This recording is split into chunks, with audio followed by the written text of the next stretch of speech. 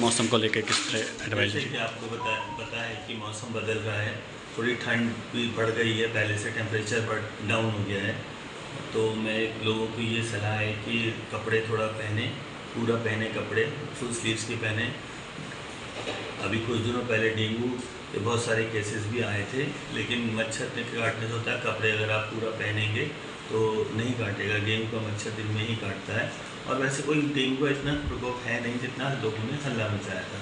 जब हम एलाइजा को पॉजिटिव आता है उसी को डेंगू मानते हैं, NS1 पॉजिटिव को हम नहीं मानते। दूसरा ये है कि मौसम चेंज हो रहा है तो बच्चों का ध्यान रखें। सर्दी खांसी जुकाम के वायरल इन्फेक्शन बढ़ जाता है इन दिनों, जब भी मौसम चेंज होता है तो थोड़ा सा बच्चों के प्रति ध्यान रखें।